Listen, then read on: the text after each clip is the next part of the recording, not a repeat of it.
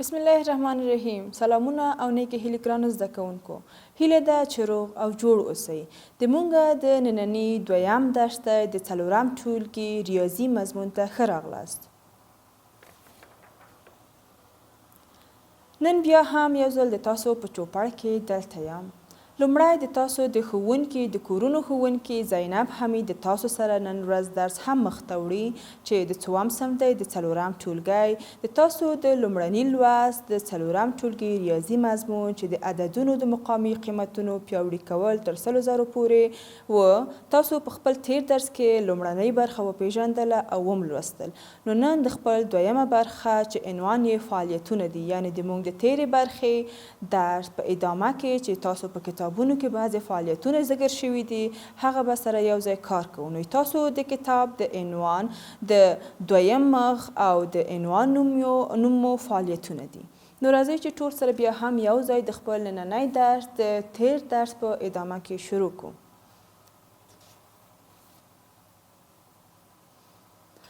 ګرانو زده کوونکو، څنګه چې تاسو بیا هم حتما د لرې ځای نه د ما غږ اورئ او بیا هم د خپلو لوستونو کې ټول زده کوونکي به بیا هم یو ځای سره مخته ځو او د خپل د نن ورځې فعالیتونه به کار کوو.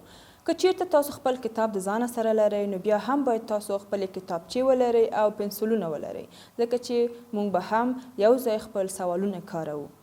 د تاسو د کتاب دویم مخ چې فعالیتونه دي دلته موږ ته بعضې مثالونه د تیرې درس په ادامه کې ذکر شوي دي. نو راځئ چې بیا هم موږ دغه درسونه په خپلو کتابچو کې یا یو ځای سره بیا هم وکاروو. څنګه چې فعالیتونه تاسو د اعدادو زده کول، د اعدادو طبقه بندي او د هغې په مراتبو باندې وپوهېدلی چې زموږ عموما کوم اعداد چې موږ په تیر لوست کې ولوستل تر سریزو مرتبې پورې ول. نو بیا هم چې اوس بیا موږ خپل چوت د ځانه سره لرو، خپل کتاب مو په مخه کې دی او بعضې نورې مریګانې دلته دي چې ما په تیر لوست کې ویلي وو چې که تاسو چیرته خپل ځان سره چوت نه لرئ نو تاسو به یو 4 چوکاټ په خپل کتابچې کې رسم کوئ او په هغې کې به د خطکش په واسطې باندې 6 خطونه رسم کوي چې هر یو به په دې نمایندګي کوي چې د تاسو یویزه مرتبه، لسیزه مرتبه، سلیزه مرتبه، زریزه مرتبه، 10 زریزه مرتبه او 100 زریزه مرتبه تاسو ته ښایي. نو اوس انشاءالله چې تاسو به په خپل کتابچو کې دا رسمه کړې وي او اوس خپل درس ته آماده یاست. نو راځئ چې یو ځای سره د خپل د فعالیتونو په لور لاړ شو او بیا هم بعضې سوالونه دي چې موږ یې یو ځای سره حل کړو. ګرانو زده کوونکو، د موږ د فعالیتونو چې ما وویل د تاسو د کتاب دویم مخ دی، نو لومړی سوال یې موږ ته ویلی دي چې د لاندې عددونو رقمونه په اړونده مرتبو کې ولیکئ. موږ ته یې رقم راکول شوی دی، موږ ته دلته هم طبقه بندي یا د موږ مراتب یې هم موږ ته دلته واضح کړي دي. زموږ کار څه شی دی په دې کې چې موږ به اول دغه عبارتي عدد یې چې موږ ته په فعالیت کې راکړی دی دا به موږ اول په عدد کې لیکو او بیا به یې دلته په مراتبو کې ویشو. آیا تاسو آماده یاست دې درس ته؟ آفرین ګرانو زده کوونکو، ډېر ښه. بیا یې هم تکراروم تاسو ته چې موږ په فعالیتونو کې 2 برخې دي دلته چې هرې برخې کې یې موږ ته په عبارتي باندې سوالونه راکړي دي. لومړی کار د موږ د دغې سوال د حلولو دپاره دا دی چې موږ به دغه عبارتي سوالونه په اعدادو کې د دې تر څنګ لیکو او بیا به هغه اعداد دلته په مراتبو کې ویشو. انشاءالله چې تر دې دم تاسو هیڅ ستونزه نه لرئ او ډېر ښه پوه شوي یئ چې موږ د خپل د چوت نه څنګه استفاده کوو، د اعدادو طبقه بندي څنګه کیږي. موږ ته یې دلته ویلي دي چې د موږ عبارتي سوال دلته دی 14,042. راځئ ګرانو زده کوونکو چې موږ اول د خپل دغه عدد د خپل د عبارتي عدد تر څنګه په اعدادو کې ولیکو، یعنې 14,042. که چیرته تاسو انشاءالله چې ټول پوهیږئ چې دغه عبارتي اعداد موږ دلته په نمبر یا په عددو کې څنګه لیکو، نو د موږ دلته ویل کیږي چې 14,042. آفرین، عبارتي عدد مو دی او موږ په اعدادو کې ولیکل. اوس د موږ طبقې دلته شوي دي، د موږ په دغه طبقو کې موږ دغه عدد په هرې مرتبې کې ویشو. موږ د خپل د ښي طرف نه شروع کوو او یو په یو باندې په سلسله وار طریقې باندې د خپل د اعدادو ویشل په دغه طبقه باندې یا په دغه جدول کې پیلوو. څنګه ګرانو زده کوونکو چې تاسو دلته ګورئ د مونږ لومړی رقم یا یویز رقم کوم عدد دی؟ 2 دی. ډېر ښه. نو زه یې دلته هم لیکم او د دې ترڅنګ یې دلته چې کوم چوت ما د ځانه سره ایښی دی په دې کې هم تاسو سره وایم. د مونږ دلته لومړی عدد یا لومړی رقم د مونږ 2 دی او په جدول کې دا په کومه خانه کې لیکل کیږي؟ په یویزې کې لیکل کیږي او دلته په چوت کې باید څو مرۍ واچوو؟ 2 مرۍ واچوو. ډېر ښه. ولې؟ زموږ لومړی رقم دلته 2 دی. نو ما دلته د خپل په چوت کې چې زه ځان سره لرم انشاءالله چې تاسو په کتابچو کې رسمولی شئ. ما دلته 2 مرۍ واچولې، یعنې په یویز کې مې 2 مرۍ واچولې ځکه چې د ما لومړی رقم دلته 2 دی. نو زه یې په خپل جدول کې هم دلته څه شی لیکم؟ 2 لیکم. بلکل ګرانو زده کوونکو. راځئ د خپل دویم عدد ته ځو. د خپل دویم عدد چې مونږ دلته وګورو یویز و او لسیز دی. مرتبې کې دغه عدد لسیز دی خو عدد نوم څه شی دی؟ 4 دی. عدد مو 4 دی، په مرتبې کې دا دویم راځي. نو راځئ چې مونږ بیا هم د دې سره په لسیزې خانه کې دا کوم عدد لیکو؟ 4 لیکو. او کوم چوت چې مونږ د ځانه سره لرو یعنې په لسیزې مرتبې کې مونږ ته څو مرۍ پکار دي؟ 4 مرۍ پکار دي. بیا به هم زه 4 مرۍ را اخلم او په کومې مرتبې کې به یې اچوم؟ په لسیزې کې به یې اچوم. بلکل. ډېر ښه. څنګه چې معلومیږي انشاءالله امیدواره یم چې تاسو دا درسونه په ډیره ښه توګه سره لولئ او په خپله کتابچو کې همدا اوس د ما سره یو ځای هم کاروئ. ما په خپل چوت کې دا عدد کار وکړ، په خپل کتاب کې مې په عددي توګه ولیکل او په خپل جدول کې په ډیر مرتب حالت باندې کاروم. د ما دریم رقم دلته 0 دی. د ما دریم رقم دلته 0 دی. په جدول کې څنګه چې ما په تیر درس کې وویل 0 په دې معنا چې نه هیڅ 0 یا 0 هیڅ. که زه ووایم چې د ما سره هیڅ مرۍ نشته په دې معنا چې د ما سره 0 مرۍ دي یعنی هیڅ مرۍ نه لرم. نو چې چیرته ما سره عدد نه وي دلته چې زه په دې مرتبه کې ولیکم نو د هغه په ځای به زه څه لیکم؟ هو بلکل زه به 0 لیکم. او که چیرته د ما سلیزه مرتبه دلته په چوت کې 0 وي نو آیا زه باید دلته مرۍ واچوم؟ بلکل ګرانو زده کوونکو دلته به زه مرۍ نه اچوم. یعنې د ما په سلیزه ډکې کې به دلته هیڅ مرۍ نه وي.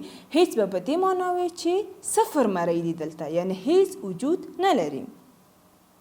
بیا هم د خپل کتاب لور ته راځو. خپل په کتاب کې د مونږ 4م رقم دلته 3 دی. نو د خپل په جدول کې دا په کومه رقم کې راځي په کومه طبقه کې راځي؟ مونږ وایو چې دا د زیریزو په طبقه کې راځي. نو زه به دلته په خپل جدول کې 3 ولیکم او په خپلې دلته زیریزې مرتبې کې به څو مرۍ وکاروم؟ 3 مرۍ. نو زه به 3 مرۍ راواخلم. څنګه چې تاسو ګورئ د ما په لاس کې 3 مرۍ دي. نو زه به دا د زیریزې په ډکې کې واچوم. ګرانو زده کوونکو څنګه چې معلومیږي چې تاسو د خپل درسونه په ډیره ښه توګه باندې زده کوئ او کوشش کوئ چې ما سره یې یو ځای تاسو هم په کتابچو کې وکاروئ. ګرانو زده کوونکو د مونږ دلته آخري رقم ته یا آخري عدد ته راځو. د مونږ آخري رقم دلته څه شی دی؟ 1 دی.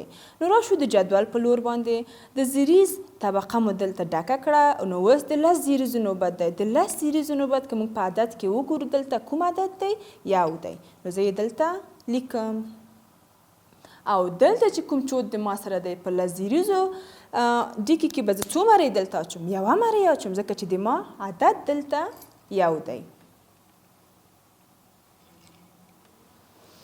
اوس چې څنګه تاسو ګورئ د ما عبارتي عدد چې کوم مې په اعدادو دلته ولیکل جدول مې او په کوم چوت کې چې ما دا کار کړل 4 واره مونږ ته یو عدد ښیي. کوم عدد ښیي؟ 14,240. ګرانو زده کوونکو باید تاسو ته په دې باندې یادونه وکړم که چیرته تاسو جدول لرئ او کله کله تاسو د کومې ستونزې سره مخ شئ چې نه یې شئ کولی چې تاسو کوم عدد ولولئ نو تاسو د هغې طبقه بندي وکړئ په دې ترتیب باندې چې چیرته مو طبقه بندي وکړله نو تاسو یې ډېر ښه لوستلی شئ او چې څومره هم لوی عدد وي بدون د کومې ستونزې تاسو په ډېره اسانۍ باندې لوستلی شئ. اوس راځئ چې موږ یې لولو. د دغې طبقه بندیو چې کوم یو موږ نومونه ورته لیکلي دي د هغې پر مرسته یې لولو. لکه لس زره دیارلس زره دوه څلوېښت دیارلس زره دوه څلوېښت. دلته هم یې موږ ته ویلي چې دیارلس زره دوه څلوېښت نو موږ ډېر ښه طریقې باندې دا فعالیت کار وکړو. انشاءالله راځئ د دې دویمې برخې ته. دویمه برخه هم په عین شکل باندې دلته کارول کیږي. څنګه چې موږ ته عبارتي عدد راکړی دی نو لومړی به موږ څه کوو؟ بالکل په اعدادو به یې لیکو او بیا په جدول کې به یې دلته کارو. آفرین ګرانو زده کوونکو. او د هغې نه بعد دلته یې په چوت کې کارو. نو موږ د خپل یو عدد په څو طریقو باندې زده کولی شو؟ موږ یې په 4 طریقو باندې زده کولی شو. کوم؟ اول یې په عبارتي باندې لیکو، بیا یې د هغې عدد لیکو، بیا یې په جدول کې کارو او بیا یې هم دلته چوت کې کارو. نو چیرته چې موږ یو عدد زده کوو او په 4 مختلفو طریقو باندې یې ولولو یا یې د ځان سره کار کو نو انشاءالله چې موږ اطمینان لرو چې تاسو ګرانو زده کوونکو به دغه عدد لیکل یا لوستل هیڅکله هم نه هیریږي. نو راځئ چې د بل سوال دپاره به زه دغه مرۍ د چوته وباسم ځکه چې بیا هم ماته دلته مرۍ پکارېږي په مختلفو طبقو کې. اوس ګرانو زده کوونکو موږ آماده یاستو چې د خپل دویمه برخه کار کوو. دویمه برخه کې دلته موږ ته لیکلي دي چې عدد دی د موږ 45,101. نو راځئ چې اول دا موږ په دلته عددي توګه باندې ولیکو. 45,101. اوس خو تاسو ډېر ښه پوهیږئ او دلته هیڅ هم نور ډېرې توضیحاتو ته اړتیا نشته ده او موږ دغه طبقې کولی شو چې په ډېر اسانه به یې دلته ولیکو. اول راځئ چې خپل جدول مکمله کړو. یعنې یو دلته په یویز کې دي، دویم رقم سلیس کې دي، لسیز کې دي، دریم رقم مو یو دی چې په سلیس کې، څلورم رقم زیریز کې چې عدد 15 دی او په څلورم یا 15م عدد مو لس زیریزو طبقې کې چې عدد یې 4 دی. نو 45,101. ګرانو زده کوونکو راځئ چې دغه برخه تاسو ته پرېږدو چې په چوت کې د خپل په کتابچو کې څنګه رسموئ. نو تاسو به په یویز کې څو عدده رسموئ؟ یو. په لسیز کې دلته 0 نو هیڅ مرۍ یا هیڅ مرۍ رسمولو ته حاجت نشته. سلیس کې یو دانه، په زیریز کې 15 دانې او په لس زیریزو کې 4 دانې. ډېر ښه ګرانو زده کوونکو. انشاءالله چې تاسو دا هم زده کړي وي او په خپلو کتابچو کې مې ښه کار کړي وي. د دې درس دویمه برخه یا دویم سوال یې هم دلته ویلي دي چې د لاندنیو چوتونو اړوند عددونه ولیکئ. نو دلته خو ډېر موږ ته اسانه دی. اول به موږ خپل اعداد ولیکو. دلته څو مرۍ دي؟ 4. څو مرۍ دي په دویمه طبقه یا په لسیزو کې؟ 2. او د موږ په سلیزو کې 4. په زیریزو کې 3. لس زیریزو کې 2 او دلته په سل زیریزو کې 1. نو موږ دا عدد څنګه لولو؟ موږ یې لولو چې 123,424. بیا یې هم راځئ چې یو ځل ولولو دا عدد 123,424. ډېر ښه. د تاسو کورنۍ دندې په توګه باندې به تاسو څه وکړئ؟ په عین ترتیب چې ما لومړۍ برخه کار وکړه تاسو به د خپل دویمه برخه کار وکړئ. ګرانو زده کوونکو انشاءالله چې تاسو د خپل نننی لوست هم په ډېره ښه توګه باندې زده کړي وي او وکولی شئ چې په خپلو کتابچو کې تر دې هم نور مثالونه کار وکړئ او د خپلو همزولو سره د خپلو خویندو ورونو سره یې هم شریک کړئ. تر بلې پروګرام پورې موږ تر بل لوست پورې مو په پاک الله سپارم. انشاءالله چې روغ او جوړ خوشحاله اوسئ. خدای په امان.